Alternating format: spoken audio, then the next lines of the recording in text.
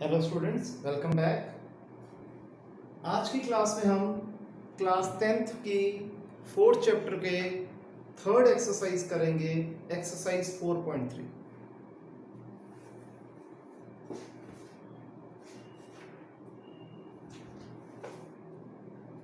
Four point three के question number 1 में हमें कंप्लीटिंग द स्क्वायर्स मेथड बोला गया है। अब कंप्लीटिंग द स्क्वायर्स मेथड में क्या होता है कि हमें स्क्वायर का फॉर्मूला बनाना होता है। वो कैसे बनता है, आइए इसको देखते हैं।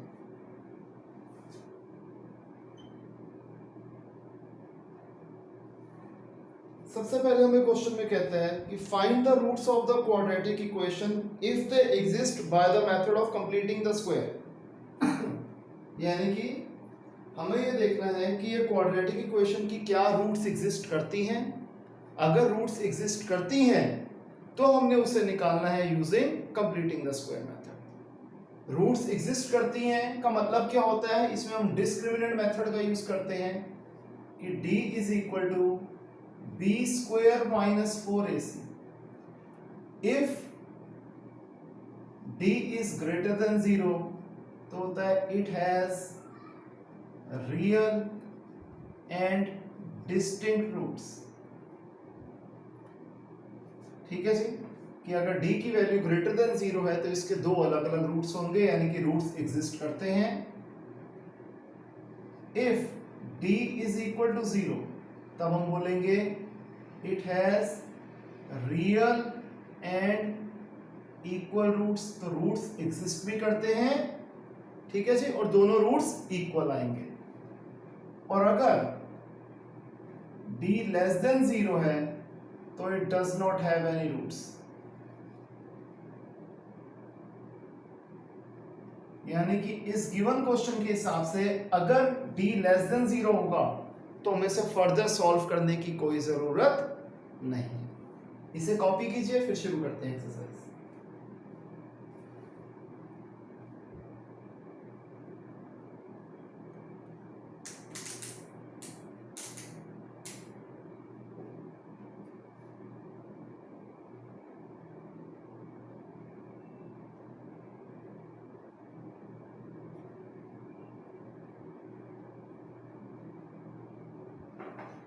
ओके स्टूडेंट्स, तो आइए स्टार्ट करते हैं एक्सरसाइज 4.3।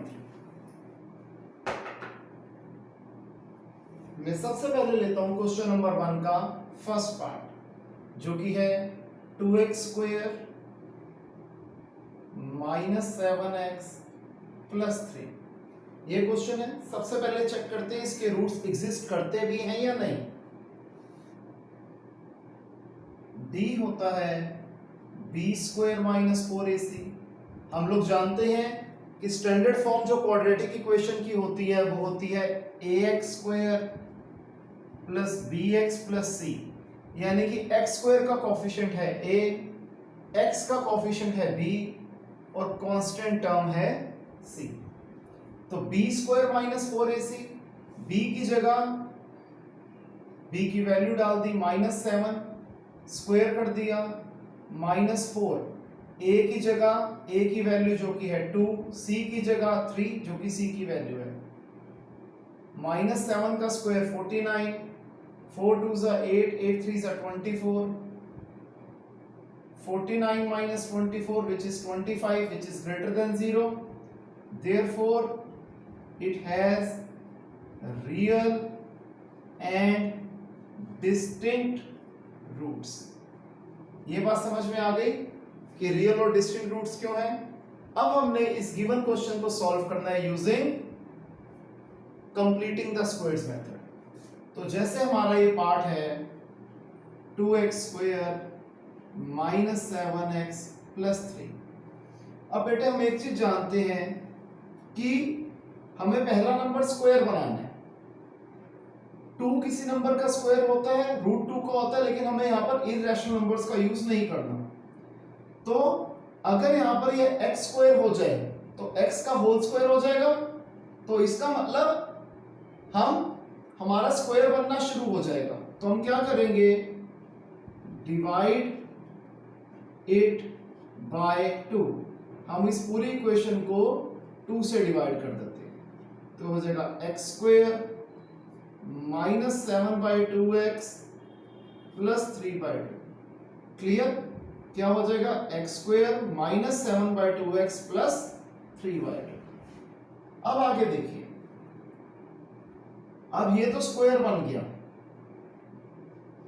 x का स्क्वायर x स्क्वायर माइनस, अब ये वाली टर्म को हमें बनाना होता है 2ab। हम कैसे करेंगे? a स्क्वायर माइनस है तो माइनस 2ab की फॉर्म बनेगी, माइनस 2a हमें पता है x, b क्या होगा? यानी कि हम माइनस 2x को किससे मल्टीप्लाई करें कि माइनस 7/2x आ जाए? बिल्कुल ठीक, इसे हम मल्टीप्लाई करेंगे 7/4 से। किससे मल्टीप्लाई करेंगे? 7/4 से। इसे समझने का एक और तरीका भी है कि जो हमें बीच में यहां पर x का कोफिशिएंट दिया होता है, माइनस का साइन अभी आप इग्नोर मार दो, 7/2, तो जो x का कोफिशिएंट होगा इसे हम 1/2 से मल्टीप्लाई कर देंगे, 7/4 आ गया। तो हमेशा जो b निकलेगा वो ऐसे ही निकलेगा कि x के कोफिशिएंट को 1/2 से हम मल्टीप्लाई कर देंगे। तो दूसरा तरीका ये भी था b निकालने का, प्लस 3/2 वैसे का वैसा। ठीक है जी, यहां तक क्लियर है? ठीक है जी, ये इज इक्वल टू 0 था हर जगह पे। अब क्या हो रहा है? a square minus 2ab, b क्या है? 7/4 है। आइडेंटिटी क्या होती है? a square minus 2ab plus b square. तो हम क्या करेंगे? ऐड एंड सब्ट्रैक्ट 7/4 का स्क्वायर, तो ये क्या बन जाएगा?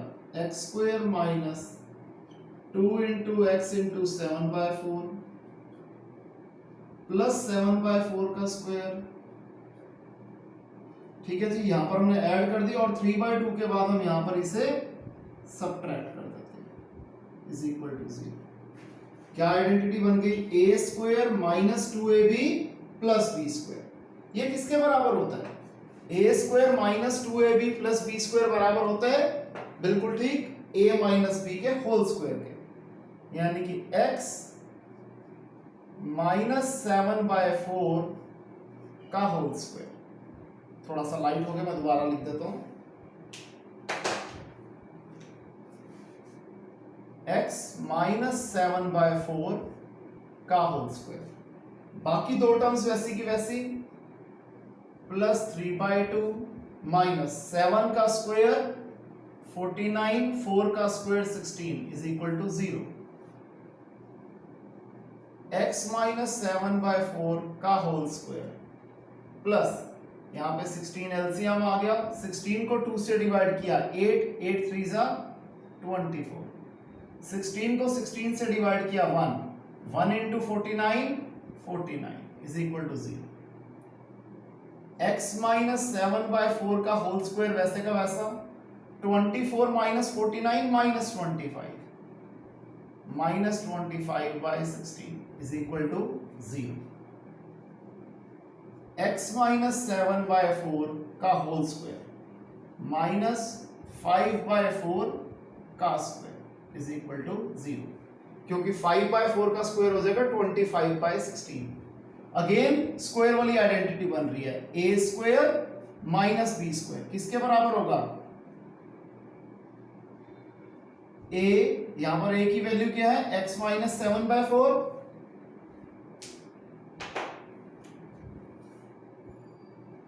x माइनस 7/4 यानी कि a plus b, a minus b। Clear? x minus 7 plus 5 minus 2/4, minus 7 minus 5 minus 12/4 is equal to 0। 1 जा 2 जा 1 जा 3 जा, x minus 1/2 x minus 3 is equal to 0। तो ये क्या हो जाएगा? x minus 1/2 is equal to 0 और x minus 3 is equal to 0। तो x की वैल्यू आ गई 1/2 या फिर दूसरी x की वैल्यू आ गई 3। तो ये था हमारा कंप्लीटिंग द स्क्वायर्स मेथड। इसे आप कॉपी कर लीजिए, फिर एक क्वेश्चन और करते हैं।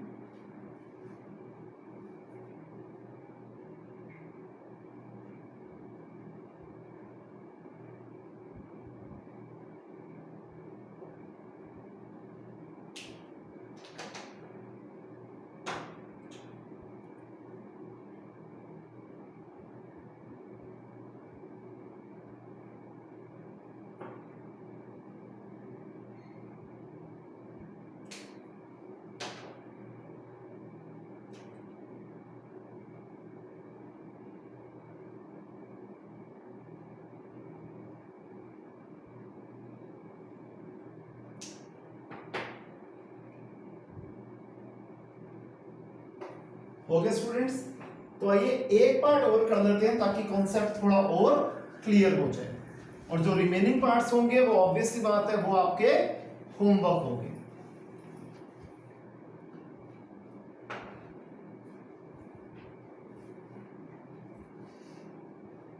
जैसे मैं ले लेता हूं थर्ड पार्ट, क्योंकि रूट वाला है, बच्चे अक्सर यही पार्ट करने के लिए बोलते हैं क्लास में भी। 4x square plus 4√3x plus 3 is equal to 0। सबसे पहले हम वही चेक करेंगे कि रूट्स एग्जिस्ट करती भी हैं या नहीं। तो d is equal to b square minus 4ac,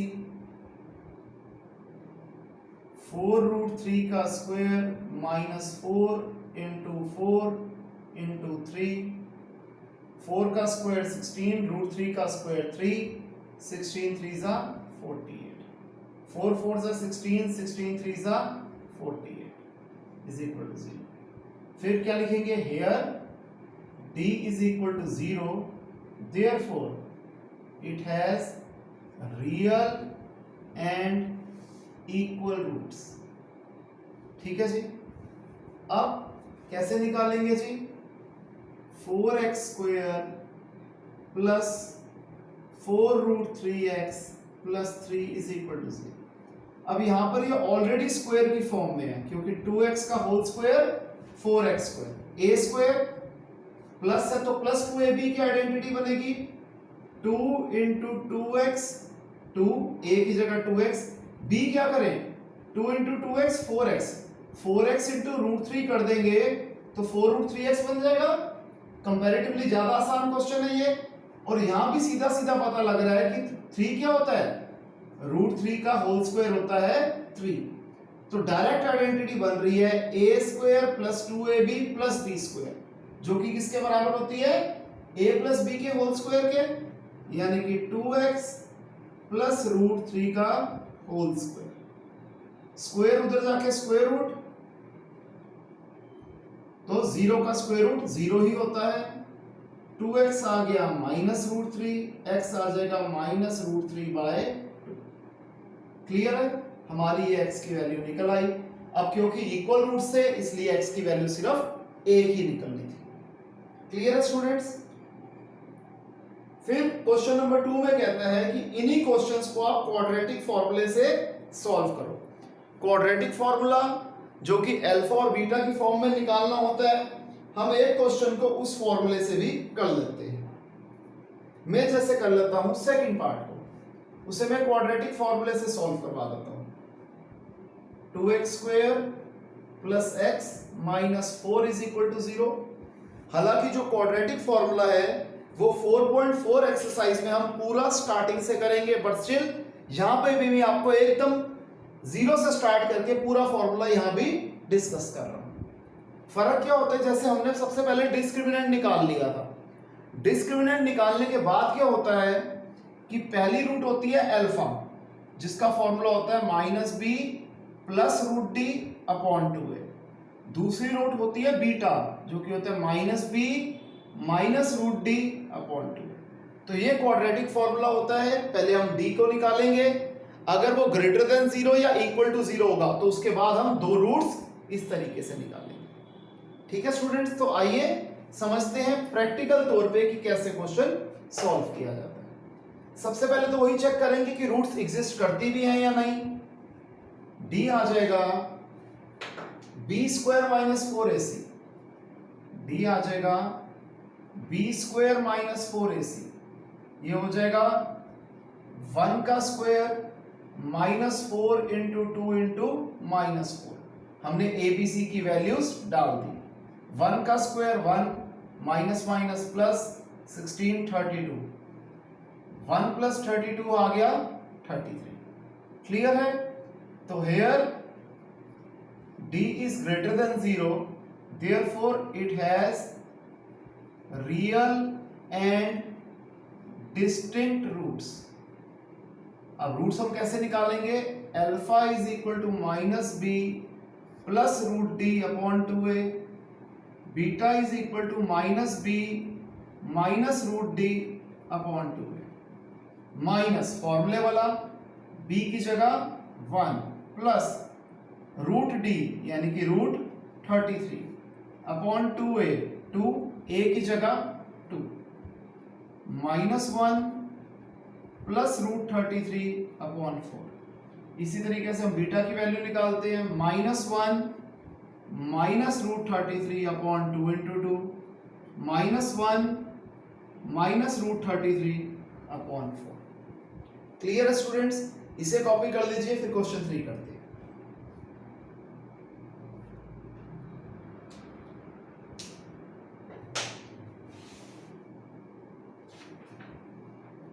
question number 1 और क्वेश्चन नंबर 2 के जितने भी रिमेनिंग पार्ट्स हैं वो सारे के सारे होमवर्क हैं।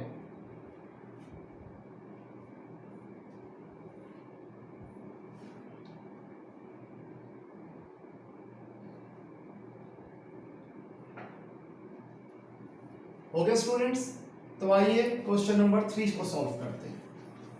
3 का भी मैं एक ही पार्ट करवा रहा हूं, सेकंड पार्ट जो कि कंपैरेटिवली डिफिकल्ट पार्ट है। वैसे तो डिफिकल्ट कुछ होता नहीं, लेकिन इन दोनों पार्ट्स के कंपैरिजन में सेकंड पार्ट थोड़ा सा ज्यादा आप कह लो ट्रिकी है, तो इसलिए मैं सेकंड पार्ट ही सॉल्व करवा रहा हूं।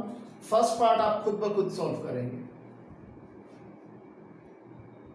तो क्वेश्चन नंबर 3 का second part, 1 upon x plus 4 minus 1 upon x minus 7 is equal to 11 by 30। यह क्वेश्चन हमें कहता है रूट्स निकालने हैं। अब यहां पर रूट निकालने का कोई पर्टिकुलर मेथड उन्होंने स्पेसिफाई नहीं किया, तो हम किसी भी मेथड से रूट को निकाल सकते हैं। तो आइए स्टार्ट करते हैं। सबसे पहले एलसीएम लेंगे जो कि आएगा x प्लस 4 x माइनस 7। इन दोनों टर्म्स को इससे डिवाइड किया, आया x minus 7 into 1 x minus 7। इन दोनों टर्म्स को इससे डिवाइड किया, आया x प्लस 4, माइनस पहले लगा देता हूं, तो माइनस में x plus 4 is equal to 11 by 30। x minus 7 दोनों साइन चेंज हो जाएंगे, माइनस x माइनस 4। x को पहले दोनों टर्म से मल्टीप्लाई करेंगे डिनोमिनेटर में, x स्क्वायर माइनस 7x, फिर 4 को दोनों टर्म से मल्टीप्लाई करेंगे plus 4x minus 28 is equal to 11 by 30। x और माइनस x कट गया, माइनस 7 माइनस 4 माइनस 11, डिनोमिनेटर में x square minus 7x plus 4x minus 3x minus 28 is equal to 11 by 30। 11 से 11 cut गया, cross multiply कर लेंगे, 30 into minus 1 minus 30 is equal to x square minus 3x minus 28। 1 से multiply होगा तो क्या आएगा? सेम नंबर आ जाएगा, x square minus 3x minus 28। सारी टर्म्स को एक तरफ ले जाते हैं, x square minus 3x minus 28 minus 30 उधर जाके plus 30 is equal to 0। X square minus 3x plus 2 is equal to 0। Again यहां पर हम देख रहे हैं बड़ी ही इजीली मिडिल टर्म स्प्लिटिंग हो रही है, तो वही कर देते हैं। X square minus x minus 2x plus 2 is equal to 0।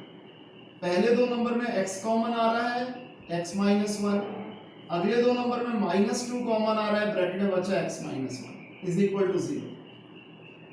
x minus 1 x minus 2 is equal to 0। तो हम क्या कर देंगे, either x minus 1 is equal to 0 और x minus 2 is equal to 0। तो x आ गया 1 या फिर दूसरी x की वैल्यू आ गई 2। क्लियर है स्टूडेंट्स, इसे कॉपी कर लीजिए।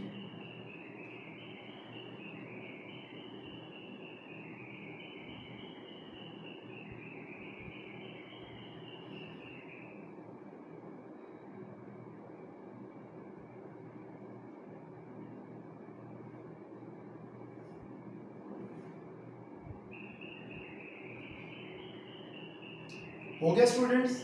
तो आइए अब हम इसके करते हैं वर्ड प्रॉब्लम्स। वर्ड प्रॉब्लम्स बेटे मैं वैसे ही करवाऊंगा जैसे अभी तक करवाता आया हूं कि वर्ड प्रॉब्लम से मैं इक्वेशन बना दूंगा। अगर इक्वेशन ट्रिकी हुई, डिफिकल्ट हुई तो हम पूरा सॉल्व करेंगे, लेकिन अगर वर्ड प्रॉब्लम के बाद जो इक्वेशन बन रही है वो बहुत ही इजी है तो वहां हम स्किप कर देंगे, उसके बाद आप खुद सॉल्व करेंगे। तो आइए क्वेश्चन नंबर 4 पे आते हैं।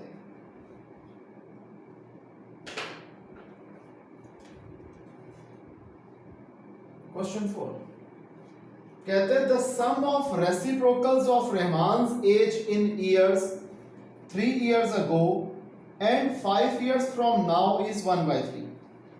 रहमान की एज जो 3 साल पहले थी और रहमान की एज जो 5 साल बाद होगी, इन दोनों की एजिस के रेसिप्रोकल का सम है 1/3। बताओ रहमान की प्रेजेंट एज क्या है। धीरे धीरे समझ के करते हैं। लेट रहमान्स प्रेजेंट एज क्या है, x years।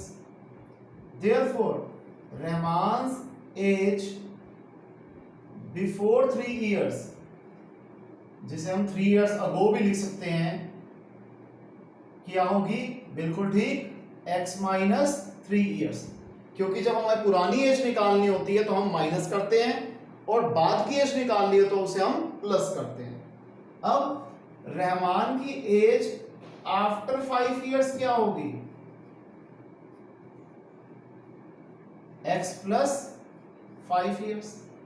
यहां तक भी क्लियर है। अब कहता है कि इन दोनों एजेस की रेसिप्रोकल का सम है 1/3। According to question 1/x minus 3 plus 1/x plus 5 is equal to 1/3। ठीक है जी, ये ऐसा ही क्वेश्चन है जो कि हमने क्वेश्चन नंबर 3 के सेकंड पार्ट में सॉल्व किया था।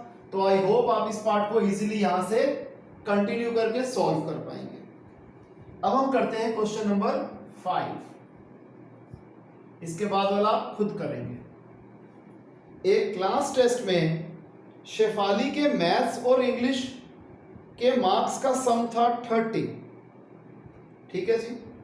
अगर इसके 2 मार्क्स ज्यादा आए होते मैथमेटिक्स में और 3 मार्क्स कम आए होते इंग्लिश में, तो उस केस में शेफाली के मार्क्स का जो प्रोडक्ट होता वो होता 210।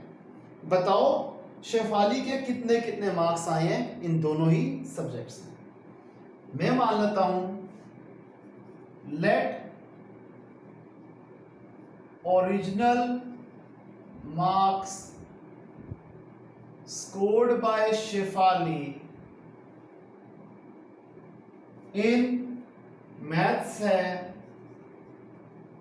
x, therefore original marks scored by Shefali in English क्या हो जाएगा, बिल्कुल ठीक 30 माइनस x। क्योंकि जब मैथ्स और इंग्लिश में मिला के 30 मार्क्स थे तो अगर हम मैथ्स के मार्क्स को x मान लेंगे तो इंग्लिश में कितने हो गए 30 माइनस x।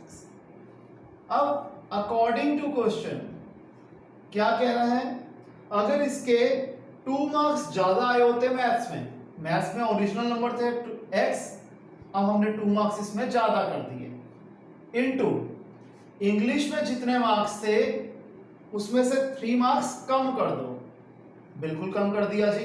तो इन दोनों मार्क्स के प्रोडक्ट क्या होंगे 210 होंगे, यानी कि x plus 3 into 30 minus 3 27 minus x is equal to 210। x को पहले दोनों टर्म से मल्टीप्लाई करेंगे, हो जाएगा 27x माइनस एक्स स्क्वायर। फिर 3 को दोनों टर्म से मल्टीप्लाई करेंगे, 3 into 27 81, 3 into minus x minus 3x is equal to 210 minus x square 27x minus 3x 24x plus 81 is equal to 210। इन तीनों टर्म्स को उस तरफ ले जाएं तो हो जाएगा x square minus 24x, sign सारे चेंज हो जाएंगे, माइनस 81, लेकिन 210 अपनी जगह पे है तो वो is equal to 0। X square minus 24x, अब 210 में से 81 गया तो आ जाएगा ये 129। ठीक है जी, इसके आगे ये सॉल्व हो जाएगा क्वेश्चन, श्योर। आप इसे कॉपी कर दीजिए।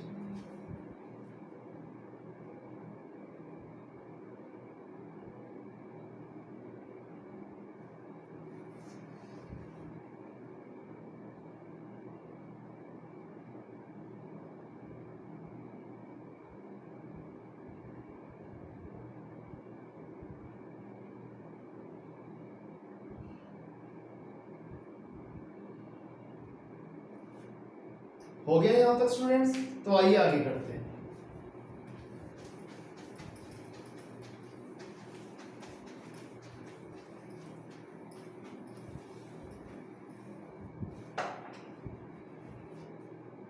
क्वेश्चन 6। क्वेश्चन 6 में कहता है कि रेक्टेंगुलर फील्ड का जो डायगोनल है वो 60 मीटर बड़ा है शॉर्टर साइड से, और जो लॉन्गर साइड है वो भी 30 मीटर बड़ी है शॉर्टर साइड से। बताओ जो फील्ड है उसकी साइड्स कितनी है। ठीक है जी, मैं मान लेता हूं let shorter side of field क्या है x, therefore longer side of field क्या हो जाएगी x प्लस 30, और जो डायगोनल है फील्ड का वो कितना हो जाएगा x प्लस 60। क्लियर है? अब हमें एक चीज पता है, अगर हम ये रेक्टेंगल अज्यूम कर रहे हैं तो जो डायगोनल होगा, डायगोनल का स्क्वायर शॉर्टर साइड के स्क्वायर और लॉन्गर साइड के स्क्वायर के सम के बराबर होगा यूजिंग पाइथागोरस थ्योरम। तो हम इसे लिख सकते हैं अकॉर्डिंग टू क्वेश्चन, डायगोनल का स्क्वायर d का square is equal to ss means shorter side का स्क्वायर प्लस ls यानी कि लॉन्गर साइड का स्क्वायर। तो ये क्या हो जाएगा x प्लस 60 का square is equal to x का स्क्वायर प्लस x प्लस 30 का स्क्वायर। सिंपल सी इक्वेशन है, इजीली सॉल्व हो जाएगी। यहां पर मैं इसे छोड़ रहा हूं, आगे का पार्ट आप लोग खुद सॉल्व करेंगे। क्वेश्चन नंबर 7, ये क्या कहता है जी, the difference of squares of two numbers is 180। दो नंबर्स के स्क्वायर्स का डिफरेंस है 180। आगे पढ़ते हैं, the square of smaller number is 8 times the larger number. जो छोटे नंबर का स्क्वायर है वो बड़े नंबर से 8 गुना ज्यादा बड़ा है। कंपैरिजन बड़े नंबर से हो रहा है तो मैं मान लेता हूं let larger number be x। Therefore अब क्या कह रहा है कि स्क्वायर ऑफ स्मॉलर नंबर क्या है 8 टाइम्स द लार्जर नंबर है, यानी कि 8x। ठीक है जी, और हमें ओरिजिनल क्या बोला हुआ है कि दो नंबर्स के डिफरेंस के स्क्वायर्स का जो डिफरेंस है वो है 180। दो नंबर्स के स्क्वायर्स का डिफरेंस है 180। According to question, larger number का स्क्वायर माइनस स्मॉलर नंबर का स्क्वायर, इसका डिफरेंस कितना है 180। लार्जर नंबर क्या है x, यानी कि x का स्क्वायर माइनस स्मॉलर नंबर क्या है 8x। अच्छा, अब एक चीज ध्यान रखना, बच्चे अक्सर गलती क्या कर देते हैं, यहां पर 8x का भी स्क्वायर कर देते हैं, लेकिन यहां 8x का स्क्वायर नहीं होगा। क्यों? क्योंकि ऑलरेडी हमें स्क्वायर ऑफ स्मॉलर नंबर दिया हुआ है। क्या दिया हुआ है, स्क्वायर ऑफ स्मॉलर नंबर दिया हुआ है जिसकी वैल्यू इटसेल्फ 8x है, इज इक्वल टू 180। तो ये हो जाएगा x square minus 8x plus 80 plus 180 उतर जाके minus 180 is equal to 0। Simple सी इक्वेशन है, आगे सॉल्व हो जाएगा। जहां तक कॉपी करिए फिर आगे करते हैं।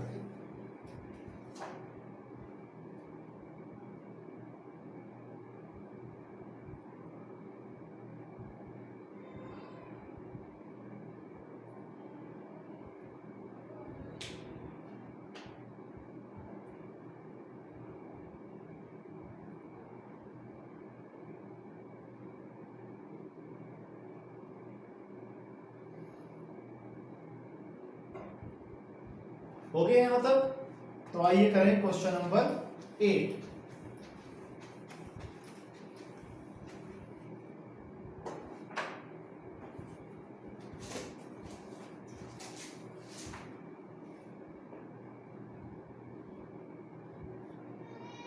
क्वेश्चन नंबर 8 में कहता है एक ट्रेन 360 किलोमीटर का डिस्टेंस ट्रेवल करती है यूनिफॉर्म स्पीड पे, यानी कि एक एवरेज स्पीड मेंटेन करती है। अगर इसी ट्रेन की स्पीड 5 किलोमीटर पर आवर ज्यादा होती तो इसे सेम जर्नी कवर करने में 1 घंटा कम लगता। बताओ ट्रेन की स्पीड क्या है। मैं मान लेता हूं let original speed of train है x किलोमीटर पर आवर, ठीक है जी। न्यू स्पीड क्या हो जाएगी जी, हमें गिवन है 5 kilometre per our, greater speed है तो x plus 5 kilometre per hour. अब अगर हम बात करें ओरिजिनल टाइम टेकन क्या होगा, हमें पता है टाइम का फॉर्मूला होता है डिस्टेंस अपॉन स्पीड, यानी कि 360 upon x। New time taken क्या होगा, स्पीड चेंज है लेकिन डिस्टेंस तो सेम है, तो 360 अपॉन x प्लस 5। अब ऐसा क्वेश्चन हम पहले भी कर चुके हैं। अब हमें पता है जब स्पीड बढ़ जाएगी तो टाइम टेकन कम होगा as compare to original time taken. अब दोनों के टाइम का डिफरेंस क्या है, 1 आवर। तो हम सीधा सीधा लिख देंगे according to question 360 upon x minus 360 upon x plus 5 is equal to 1। ध्यान रखना ये जो मोर और लेस है ये सिर्फ आपको समझाने के लिए लिखवाया गया है, आपने पेपर में ये लिखना नहीं। एक बार रिपीट कर देता हूं कि जब स्पीड ज्यादा होगी तो टाइम टेकन कम होगा, ठीक है जी, in comparison to the previous case. हमेशा बड़े में से छोटा हम निकालते हैं, तो मोर टाइम टेकन में से लेस टाइम टेकन निकाल दो और दोनों के टाइम्स का डिफरेंस क्या है, 1 आवर। तो ये इक्वेशन बन गई। अब मैं आपको क्वेश्चन नंबर 10 करवा रहा हूं क्योंकि उसमें भी सेम यही चीज यूज होनी है, तो आइए उसे समझते हैं।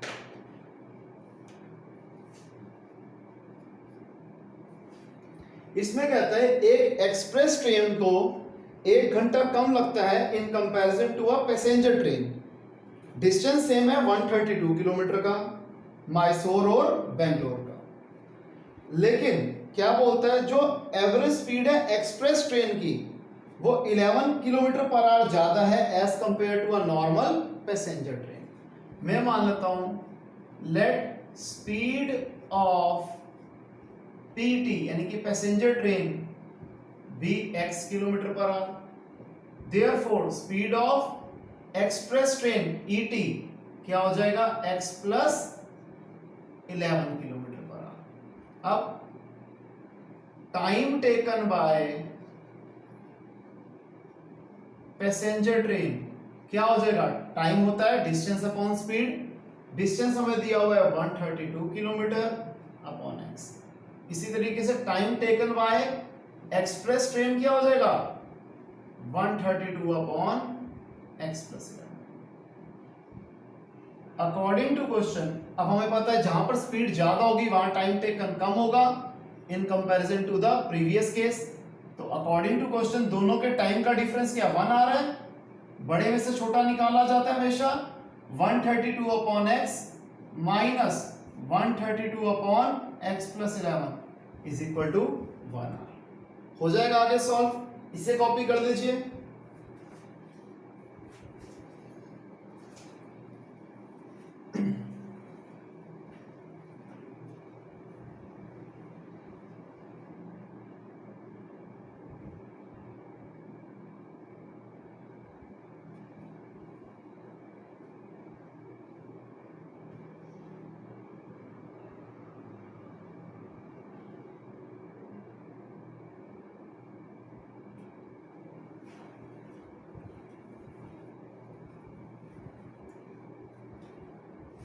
हो गया स्टूडेंट्स यहां तक?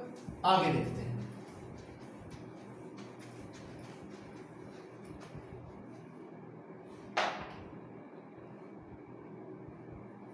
Question number 9। बेटे क्वेश्चन नंबर 9 और 11 दोनों को थोड़ा ध्यान से समझना, थोड़ा कॉन्सेंट्रेट ज्यादा करना, क्योंकि ये दोनों ही क्वेश्चन थोड़े से ट्रिकी हैं। कहते हैं दो वाटर टैप्स हैं जो कि मिलके एक टैंक को 9 3/8 आवर्स में भर देते हैं। फिर आगे कहता है the tap of the larger diameter takes 10 hours less than the smaller one to fill the tank completely। वो नल का जिसका डायमीटर बड़ा है यानी कि मुंह बड़ा है, उसे 10 घंटे कम लगते हैं अगर वो इंडिविजुअली उस टैंक को भरता है in comparison to a smaller tap. तो बताओ कितनी कितनी देर में ये दोनों टैप है वो टैंक को इंडिविजुअली भर सकते हैं। मैं मान लेता हूं late time taken by smaller tap to fill the tank completely be x hours। Therefore time taken by bigger tap to fill the tank completely क्या हो जाएगा? 10 घंटे कम लग रहे हैं तो x minus 10 hours। आगे part of tank filled by smaller tap in 1 hour कितना हो जाएगा? जब पूरा टैप x आवर्स में भर रहा है तो 1 घंटे में कितना भरेगा? 1/x। तो यही स्मॉलर टैप 9 3/8 आवर्स में कितना भरेगा? 9 8 72, 72 प्लस 3 75 अपॉन 8 वैसे का वैसा 75/8 इंटू 1/x जो कि आ जाएगा 75/8x। ठीक है जी। इसी तरीके से part of tank filled by bigger tap in 1 hour, 1 hour में कितना भरेगा वो? 1/x minus 10। तो बिगर टैप 9 3/8 आवर्स में कितना भरेगा? 75/8 इंटू 1/x माइनस 10। या तो मैं इसे भी आगे सॉल्व नहीं करता, इसी फॉर्म में रख देता हूं, क्वेश्चन ज्यादा इजीली सॉल्व हो जाएगा। अब अकॉर्डिंग टू क्वेश्चन जब ये दोनों ही टैप 9 3/8 आवर्स चलते हैं तो पूरा टैंक भर जाता है, यानी कि 75/8 into 1/x plus 75/8 into 1/x minus 10 is equal to 1। ये वाला टैप इतनी देर चला, ये वाला टैप भी इतनी देर चला, तो पूरा टैंक भर गया। क्लियर है? एक बार दोबारा रिपीट कर देता हूं। हमें बोला गया जब दोनों ही नल के 9 3/8 आवर्स चलते हैं तो ये पूरा टैंक भर देते हैं। तो हमने 9 3/8 आवर्स में छोटे नलके ने इतना पार्ट भरा, बड़े नलके ने इतना पार्ट भरा और टोटल मिला के पूरा टैंक यानी कि पूरा पार्ट भर दिया। अब एक नंबर ये है, दूसरा नंबर ये है। अब इसमें कॉमन क्या आ रहा है? 75/8। अंदर बचेगा 1/x, इधर बचेगा plus 1/x minus 10 is equal to 1। ये क्या हो जाएगा बच्चों? 1/x plus 1/x minus 10 is equal to 75/8, उधर जाके रेसिप्रोकल 8/75। अब ये नॉर्मल क्वेश्चन बन गया। इसके बाद आप सॉल्व इजीली कर सकते हैं। इसे कॉपी कर लीजिए।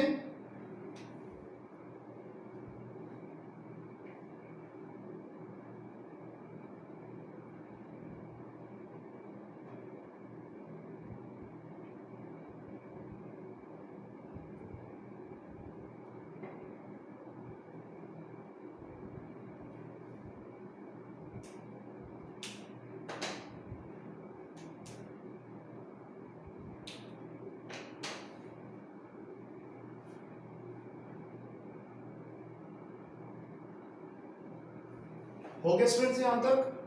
आइए अब हम करते हैं इस एक्सरसाइज का लास्ट क्वेश्चन, जो कि है क्वेश्चन नंबर 11।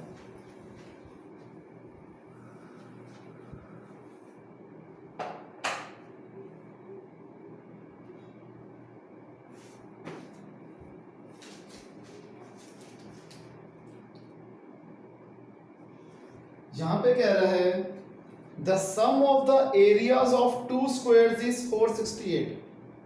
यहां पर जो स्क्वायर का एरिया है, यानी कि स्क्वायर जो है वो ज्योमेट्री वाला स्क्वायर है, कि दो स्क्वायर्स हैं उनके एरियाज का सम है 468 मीटर स्क्वायर। अगर इन दोनों के पेरीमीटर्स का डिफरेंस है 24 मीटर, तो बताओ दोनों स्क्वायर्स की साइड्स कितनी है? देखिए मैं सबसे पहले मान लेता हूं let side of smaller square, क्या मान लेता हूं मैं x। Therefore perimeter, p denote कर रहा है perimeter, perimeter of smaller square क्या हो जाएगा? पेरीमीटर ऑफ स्क्वायर होता है 4 into side, 4 into x, that is 4x। अब हमें क्या गिवन है कि perimeter of bigger square minus perimeter of smaller square, दोनों के पेरीमीटर्स का डिफरेंस कितना है? 24 मीटर है। यानी कि perimeter of bigger square minus perimeter of smaller square क्या था? 4x is equal to 24। तो पेरीमीटर ऑफ बिगर स्क्वायर क्या आ जाएगा? माइनस 4x इधर जाके प्लस 4x। अब पेरीमीटर ऑफ स्क्वायर क्या होता है? 4 इंटू साइड, तो मैं इसको ऐसे लिख दूं 4 इंटू बिगर स्क्वायर की बात हो रही है, साइड ऑफ बिगर स्क्वायर। यहां से भी मैं 4 कॉमन ले लेता हूं, 6 प्लस एक्स, 4 से 4 कट गया, तो साइड ऑफ बिगर स्क्वायर क्या आ गया? 6 प्लस एक्स। अब according to question, area of bigger square plus area of smaller square, दोनों के एरियाज का सम क्या है? 468 है। बिगर स्क्वायर की साइड है 6 plus x, area of square क्या होता है? साइड का स्क्वायर, यानी कि 6 प्लस एक्स का whole square. Area of smaller square, smaller square की साइड क्या है? x, तो एरिया हो जाएगा साइड का स्क्वायर यानी कि x square is equal to 468 वैसे का वैसा। यहां तक क्लियर है? अब इसके बाद तो बच्चों कुछ बचता ही नहीं है, नॉर्मल तरीके से हमें सॉल्व करना है ये क्वेश्चन। मेरे ख्याल से आप इजीली सॉल्व कर लेंगे। अगर कोई भी डाउट है तो आप हमेशा की तरह फोन करके व्हाट्सएप पे अपने डाउट्स क्लियर कर सकते हैं, मैं हमेशा आपके साथ रहूं बेटे। तो स्टूडेंट्स आज की क्लास के लिए इतना ही, मिलते हैं नेक्स्ट क्लास में। Okay students, take care, bye.